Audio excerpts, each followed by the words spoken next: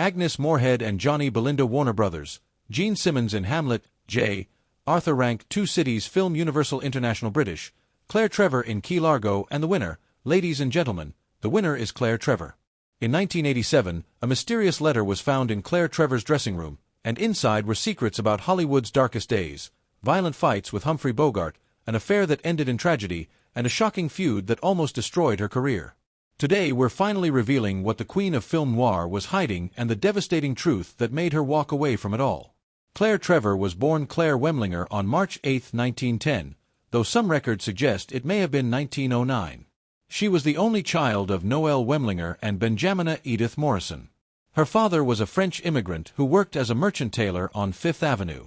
Her mother, born in Belfast in 1877, came to the United States in 1891 with her family and later trained as a dressmaker. She married Noel in 1902, and 8 years later, they welcomed Claire into the world. Growing up in Brooklyn's Bensonhurst neighborhood, Trevor was surrounded by two distinct cultural influences. Her father brought French refinement, while her mother had a sharp Irish wit. These influences shaped her personality and later helped her bring depth to her acting.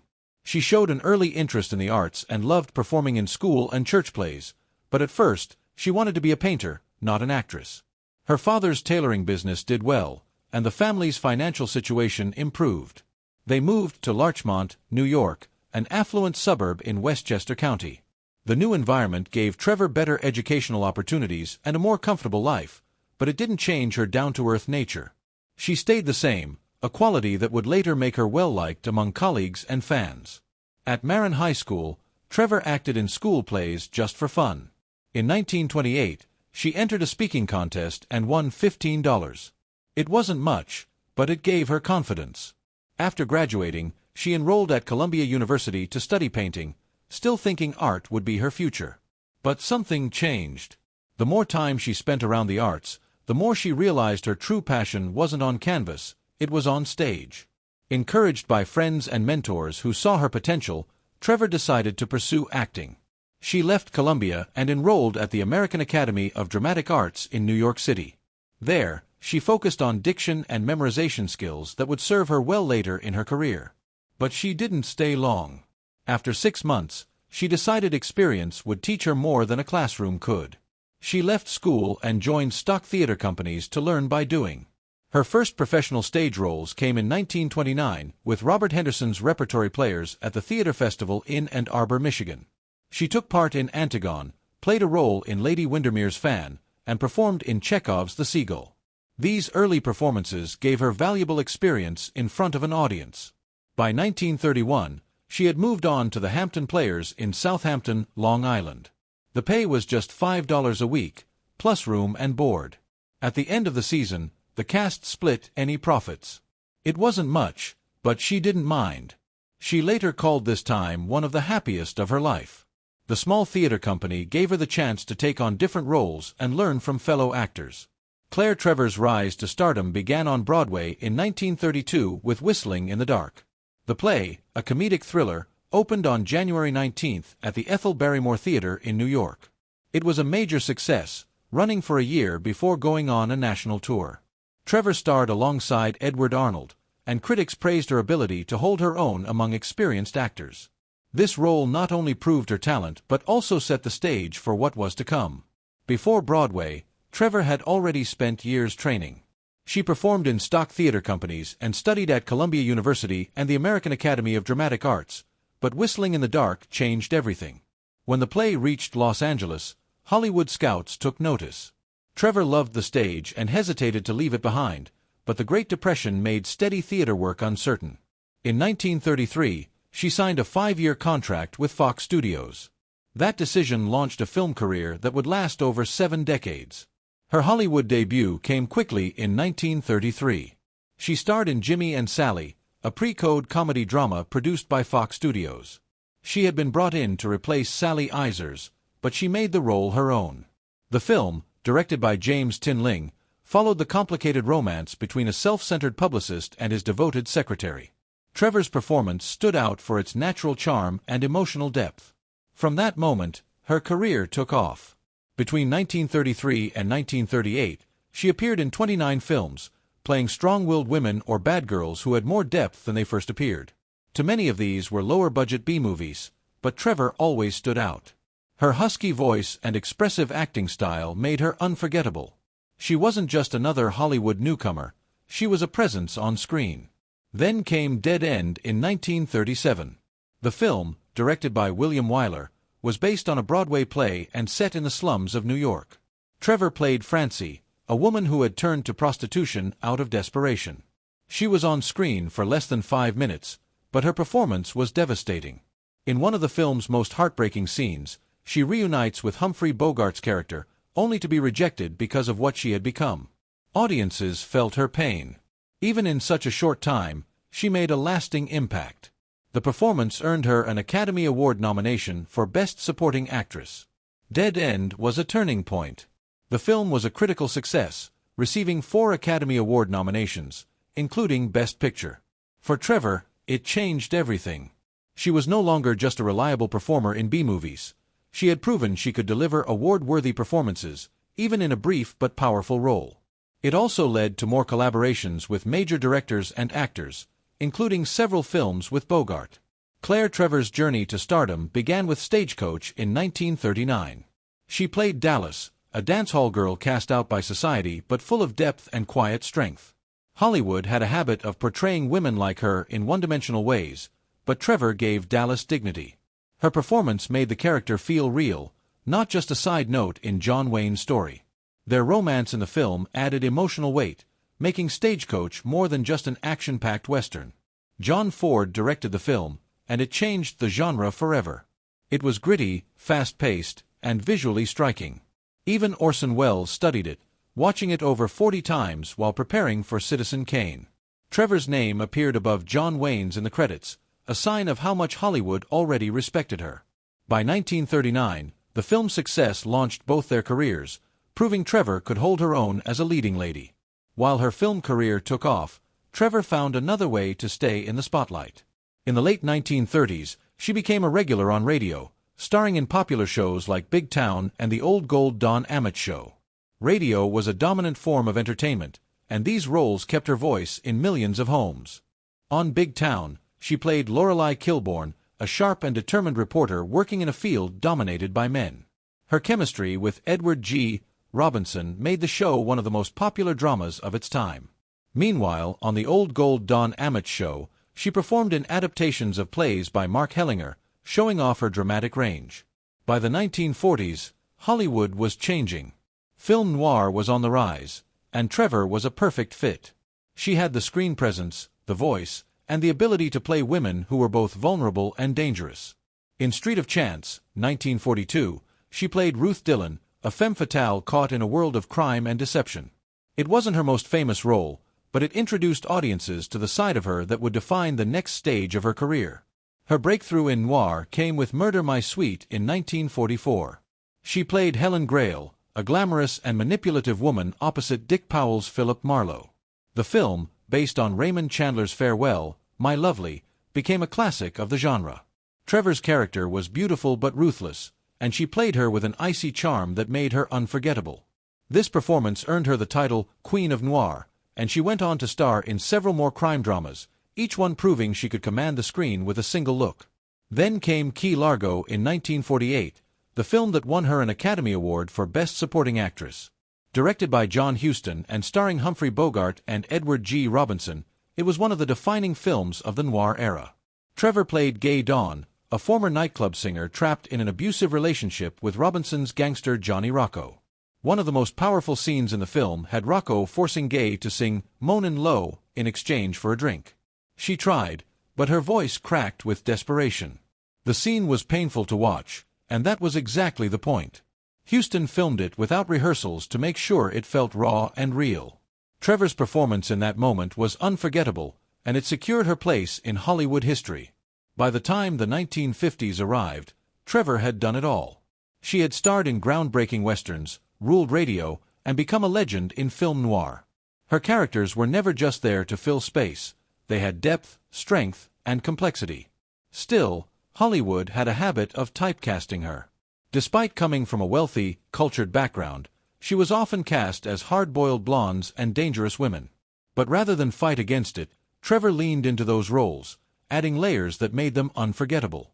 She once admitted that acting was just a job to her, but her performances told a different story. She made even the most cynical characters feel human, giving them a depth that kept audiences captivated.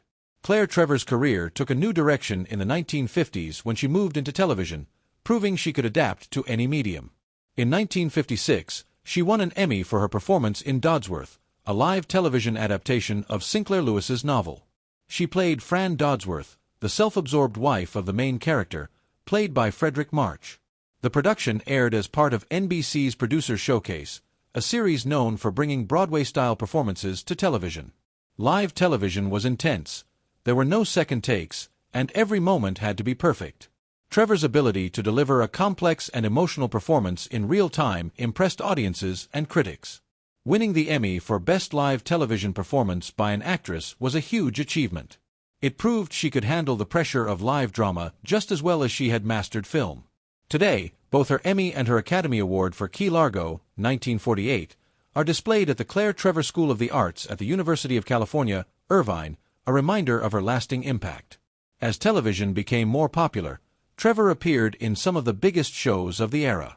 She took on dramatic roles in Playhouse 90, one of the most respected anthology series on television.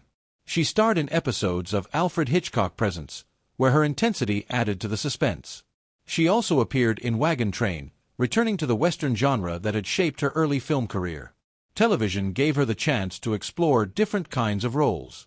For an actress known for playing tough, sharp-witted women in film noir, this was an opportunity to prove she had even more range. In 1959, she played one of the most chilling roles of her career in Ma Barker's Killer Brood. She portrayed the infamous crime matriarch Ma Barker, a woman who led her sons on a violent crime spree in the 1930s. Historians still debate how much control the real Ma Barker had over her sons, but the film leaned into the legend.